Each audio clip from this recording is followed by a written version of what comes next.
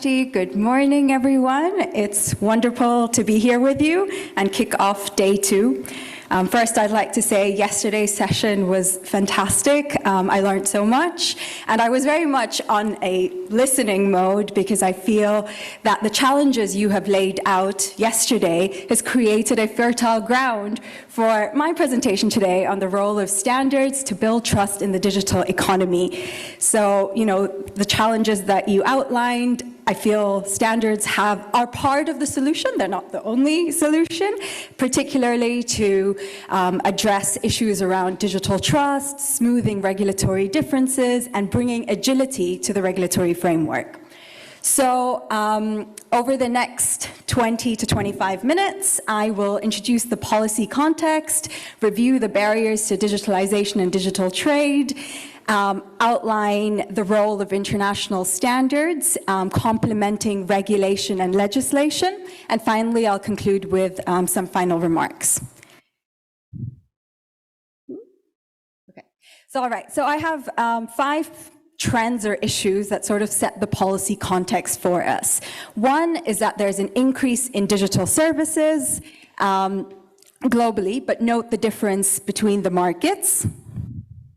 2 is that the digital economy is dominated by a few platforms, raising concerns around monopoly and inequality in terms of realizing the benefits of the digital economy between regions. 3, the developing world is being left behind. This was a challenge raised yesterday, the growing digital divide.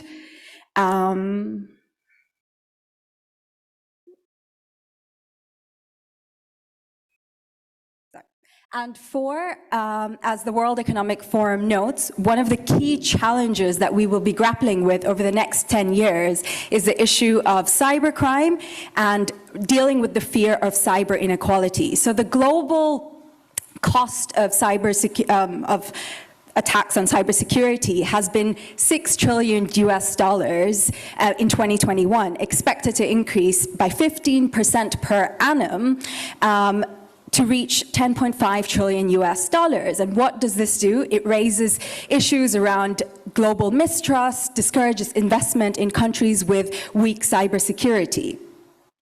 And that brings me to my final contextual slide here, which is ITU's Global Cybersecurity Index. And the clear point here is that there is a need to bolster the cybersecurity of this region, to build trust, and to encourage investment and facilitate trade.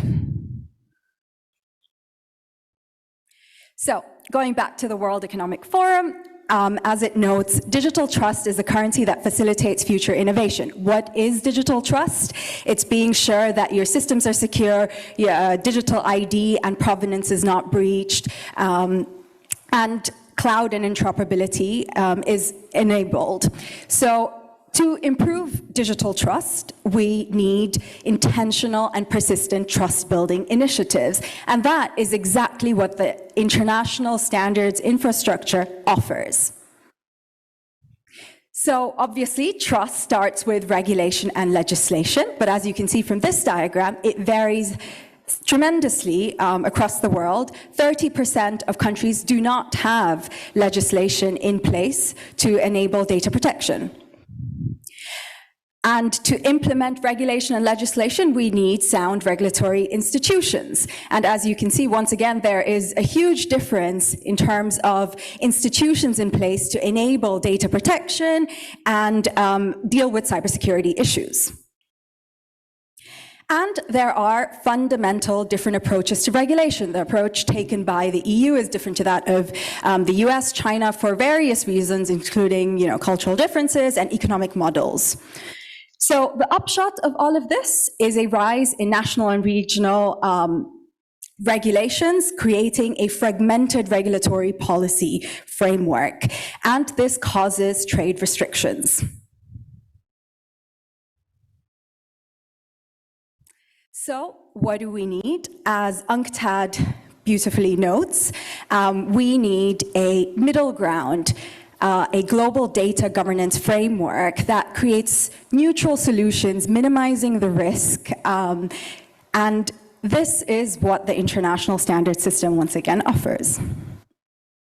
So I keep referring to the system, and it is a national, European, national, regional, and international system that exists. It is ready to be utilized. There are institutions in place that can really support and work with government representatives to build trust in this digital space. So at the international level, we have ISO, IEC, and ITU, and various US standards development organizations. Then at the regional level, taking Europe in consideration, we have CEN, CENELEC, and ETSI. And if we are to look at the Americas, we have COPANT, and to specifically focus on the Caribbean, we have a sub-regional standards body called CrossQ. And my colleague, Fulgence, is here from CrossQ. So if you have not spoken to him, please do. And CrossQ comprises of 15 national standards bodies from the region. So just talking about this system here, BSI is the British Standards Institution. We are a member of ISO, IEC, and CEN and CENELEC. And I'll outline to you what national standards bodies do, but in the context of the UK's national standards body. So we were the first national standards body to be created, and we are the founding member of ISO. What we essentially do is represent the UK's interests at European and international standard setting organizations. And our primary role is to support the development of trusted market frameworks in our economy through better industry practices, better regulation, and consumer protection. And how do we do this? By creating standards and encouraging their use to help improve the quality and safety of products, services, and systems. So the UK government and BSI agree that standardization is a key factor to support a number of government policies. I've listed a range of different areas, but essentially all parts of the economy. And standardization is able, when used in conjunction with legislation, to promote better regulation. So what is the value of the international standard system? Firstly, standards are voluntary, market-led, and needs-driven. They are developed when there is a gap in the market. They're developed by convening the ecosystem, diverse groups of experts. What we want is a balance of views around the standards making table. Standards, the legitimacy of standards comes through its development process. It goes through a deep consensus building process, the governance framework in place, and a public consultation process, which has been finessed over 122 years. We undergo systematic review to ensure the continuity and validity of standards, and standards can be supported through conformity assessment and accreditation to provide additional layers of assurance and trust. And ultimately, standards enable innovation. They do not stifle innovation, as many people falsely think. We have also developed fast-track standardization processes to keep up with the rapidly evolving digital space, if you will. So we have PASs, flexes, so there's a range of processes that we can leverage to support. And finally, standards can support regulatory policy and compliance with regulation. So in terms of trust, obviously regulation and legislation are absolutely fundamental, but on its own, it's not enough. What we need is deep engagement with the entire ecosystem. So this involves regulators, government institutions, quality infrastructure institutions, so standards bodies, accreditation bodies, metrology institute, consumers, and industry. And this is what the standard system enables. So standards can address three drawbacks of regulation and legislation. One being the political timetable regulation often does not keep pace with technology change, so it can be outdated. National barriers sometimes can create barriers to trade and market fragmentation, and standards can be referenced in regulation, and regulation rarely explains the how-to. But the good news is that standards can be referenced in regulations through numerous methods, and the benefits are that regulators can rely on the technical expertise of standards developers and save resources. They can expect broad acceptance of regulation because, people were involved in the standards development process. They can expect that it reflects the latest technologies and developments and ensure regulatory agility and smooth over regulatory differences. So as we were discussing yesterday, countries can set their own regulation, but if they reference international standards, then it smooths over those differences and can facilitate trade. So to summarize, international standards have a crucial role to play in the digital transformation process. It is not the be-all and end-all. It fits within a framework, and for a few reasons. Standards can can help build trust in the innovative application of digital technology. National standards bodies, so all of your countries have a national standards body, and when empowered, they can be conduits of excellence. They can drive change and work hand in glove with government to realize objectives. Certification schemes and trust marks. To build standards, so trust can be underpinned by standards, but in order to further that, certification schemes, accredited certification schemes that are built on standards furthers that. And finally, standards and certification have been increasingly being used in government procurement policy as a means to mitigate risk. And an example of that is that in the UK, if companies are wishing to bid for government contracts, they are increasingly requested to comply to 27001 when they're dealing with sensitive data, etc. You'll get the slide deck, but here are a few examples where the UK government is using international standards for this reason. Okay, so I hope that I have pricked your curiosity to consider standards going forward, but now into the real implementation part of it. In 2021, BSI did some research to understand the role of standards in supporting the digital transformation process. And we conducted some research together with CrossQ, which revealed that the uptake of international standards is very low in the Caribbean and also in Africa. And we wanted to understand a bit more why this is happening, and two clear reasons emerged. One is that there's a proliferation of standards in this space. We are not perfect either.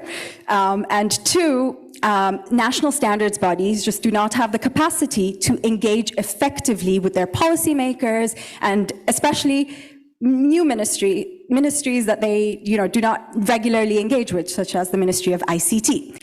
So in order to address the first issue, BSI, together with international experts and our internal in-house expertise, we identified what are the top 5 standards to build national digital resilience, covering 4 key areas. 1 being information and cybersecurity, 2, protection of privacy, 3, digital ID and provenance, and the last one is interoperability and cloud. But standards alone are not enough. So building on that, what we need is that people and institutions have the capacity to actually make use of these standards and realize the benefits. So to that end, we developed a standards-based digitalization toolkit, and the objective is to demonstrate to government departments, national standards bodies, multilateral development banks, and the whole digital ecosystem how standards and national standards bodies can help build trust and provide confidence in the digital transformation process and facilitate digital trade. So the toolkit comprises of 2 key elements: a policy roundtable, which convenes senior stakeholders from government departments, regulators, so from a national digital economy, and make sure that they put a focus on international standards as a tool to complement regulation and legislation as an additional policy tool. And, by building this focus, the objective is to send their staff to a 4-day capacity building program on the importance of standards, where their key practitioners will understand and learn how to use standards. So I just want to highlight here that sorry, let me just go back, actually. Yeah, so we developed, I should highlight that we developed this toolkit with the advice of a high-level expert panel comprising of the UN, development banks, the Commonwealth Secretariat. Vashi, thank you so much for your time and your expertise from the legal side. National standards bodies, regional standards organization, just to make sure that this is not just the standards community, speaking to the standards community. We want to make sure that it really addresses your needs. And our work and the work of UNCTAD really highlights that standards do play an important part in the digital transformation process. I'm not sure if you're aware, but UNCTAD have an excellent policy tool called the E-Trade Readiness Assessment, which measures the readiness for countries to engage in the digital economy. And they look at 7 key policy areas. And they've incorporated standards into their policy tool.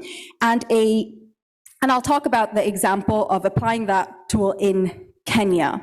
So the results, basically they ran a survey and the results were very clear. The public and private sector in Kenya view international standards as an important tool in promoting trust in e-commerce.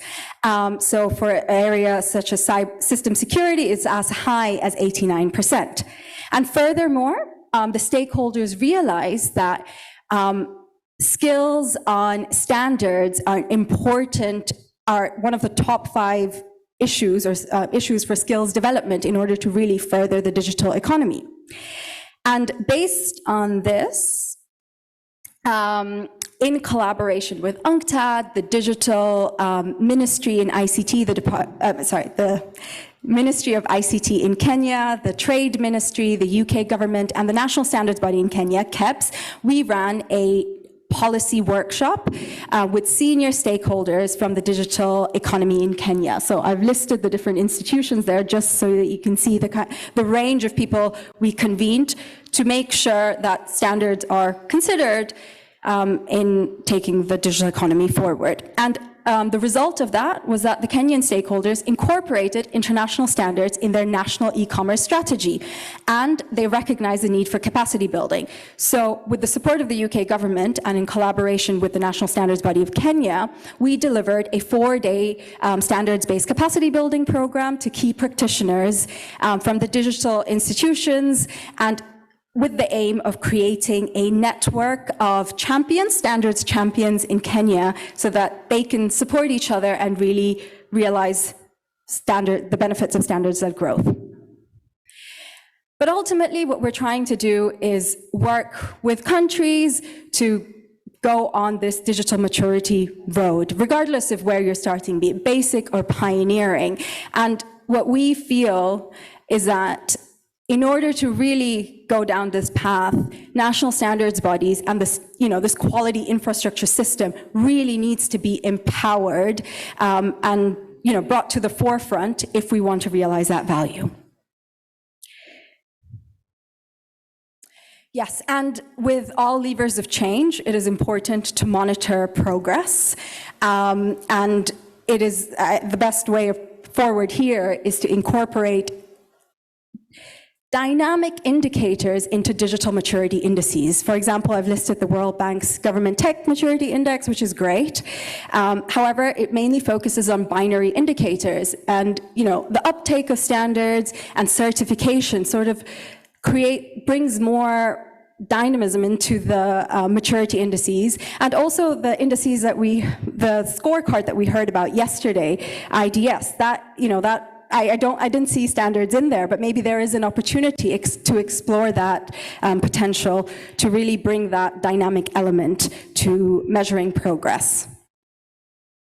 So in conclusion, just to wrap up, international standards are an additional and agile policy tool that can complement regulation and legislation.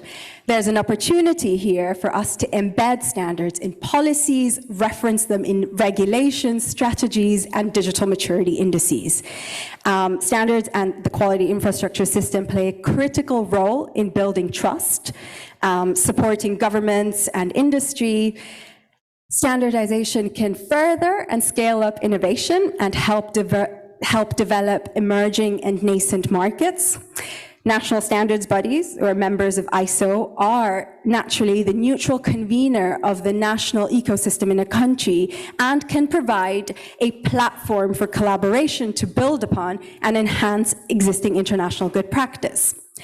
And this is all good and well, but we really need more awareness raising and capacity building of the public sector and the private sector to leverage this system and use it as a business tool and a policy tool in digitizing priority sectors. It's not just digital, the digital economy on its own, but it's the trade, financial services, healthcare.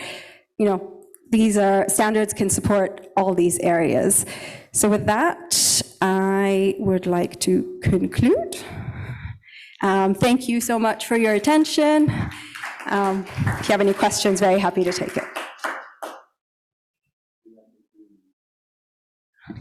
Thank you very much, Cindy. I find that's a great way to start the day. It's a very innovating presentation, so don't hold yourself back.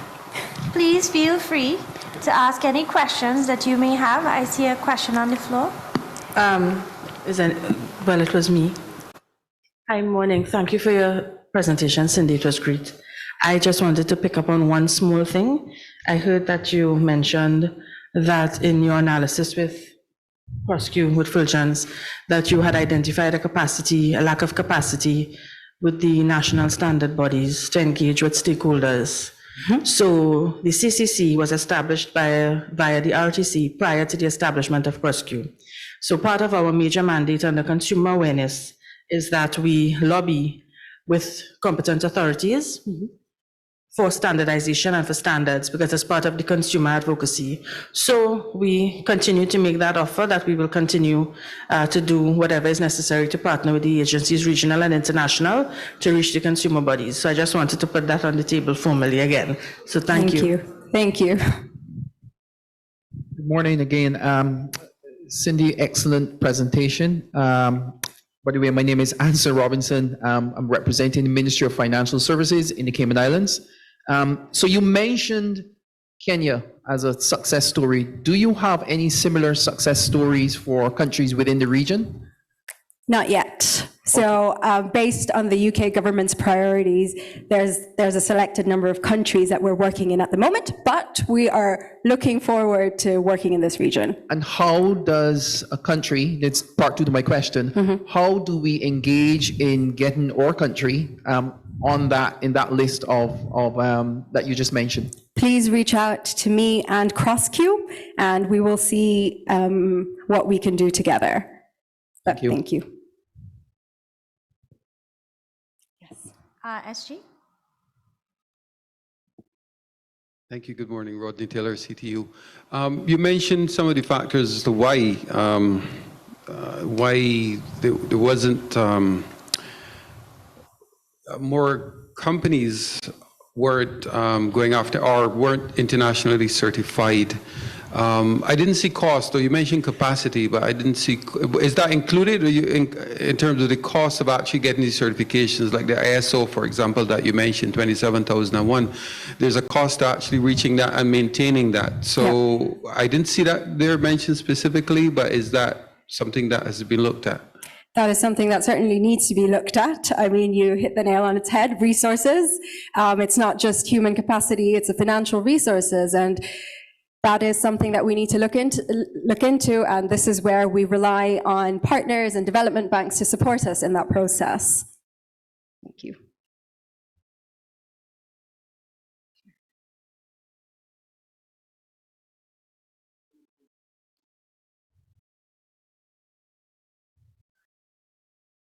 Hi, Simone Joseph Oliver, St. Vincent and the Grenadines. So I'm from the Information Technology Services Department, and we currently follow the ISO 27001 that Mr. Taylor talked about, mm-hmm. and it is very expensive. Mm-hmm. So when he mentioned about the cost, I mean, I'm like, this is the same thing I'm thinking about now, because in as much as we would like to expand this standard to different governmental ministries, and apply other standards under ISO, let's say for the health section, etc., the budget is a constraint. Yeah. And we want other ministries to be following international standards as well. So I don't know how we can approach this in terms of getting funding or getting help from international donors, from CrossQ, who is right in our region. How can we get that additional support? And how can we encourage or bring awareness to other governments and ministries to see the importance of following and implementing international standards? Absolutely, that's a great question. And I think the first step in all of this is raising the awareness and having clarity that standards are an important part of the equation. And once that is there, resources do follow. But I'm not saying that there is enough resources sitting there, to support certification. So, do get in touch, and we can talk about different ways we can explore opportunities for collaboration there and see if there are any opportunities to leverage potential funding to support that kind of activity from development banks. But I don't know if CrossQ, Fulgence, would you like to comment on that?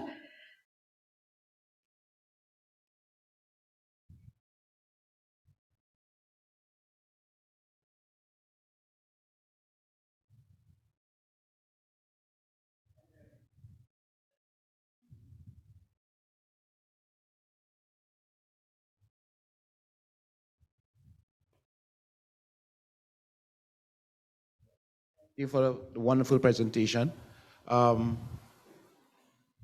Right. So one of the things that I would advise St. Vincent and the Grenadines to do is to get in touch with your National Standards Bureau, right? CrossQ, the organization, what we do, we organize a number of projects, right, where we could give the necessary assistance in the development of the quality infrastructure. I know Cindy's presentation really focused on standards, but as she would have indicated during the presentation, it's not just about standards. You need the other quality infrastructure institutions to underpin the standards, right? She would have mentioned metrology, and we do give assistance to the National Metrology Institutes in the various member states to develop capacity. The same thing for conformity assessment, which is really crucial in terms of implementation of standards. So we could always talk to your director, Mr. Ezra Ledger, and he would contact us, and we try to develop projects to try to give the necessary capacity building to the NSBs and to promote quality infrastructure generally in member states, right? Is a real problem promoting, but first of all, we need to get to those policymakers, right? And so we always encourage the NSBs to engage the policymakers, engage government, because one of the things Cindy would have mentioned is the adoption of international standards. But to adopt international standards, you would have to be a member of the International Standards organization, right? But the NSBs always see it as being a very costly venture, right? To be a member of those organizations. So we always ask that they engage the policymakers, let the funding come from government. In fact, if the government understood the importance of quality infrastructure and the importance of a National Standards Bureau in facilitating the growth and development of the quality infrastructure, right, then they would give the necessary financial support to the institution. One of the things that we can always do is to show the importance, the cost benefit of implementation of standards. Yes, when you first implement or about to implement, it might be a little costly, but the benefits outweighs the cost. And that is what is important, to show the benefits of implementing standards and standards-related activity to institutions to increase the competitiveness of business, right? And the general economic development of the member state. I think that's where we have to go, and we assist the members, we assist the National Standards Bureau in doing such. And we could always have a conversation during the course of this day, right? And see how we could approach the problem that you would have identified. Thanks. Thank you for that. We do have one final question, and that is from our online audience. This is from Christopher Chinapu. Great presentation as usual, Cindy. There's also the argument that standards stifle innovation. What are your thoughts on how we can ensure that the benefits are derived?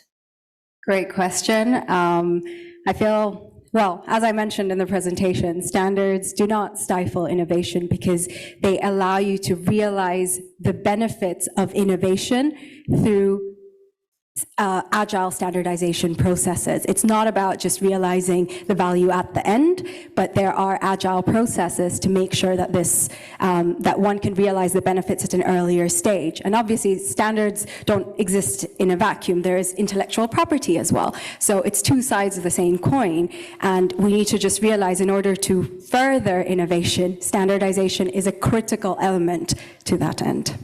Thank you. Actually, if I could just intervene here. Yes, please. To add something different. The fact that standards, like we see, promote innovation. Standards these days are not prescriptive, right? It is performance-based. And so you could come up with innovative ways to develop a product, but at the end of the day, the product have to perform in a particular manner. And so that's where the innovation aspect comes into play. So they don't tell you exactly how you must do that product, but how that product must perform at the end of the process. And that's where you could include innovation and in the standardization process. Thanks. Thank you. Thank you very much, Cindy, for an excellent presentation. Let's give her a round of applause.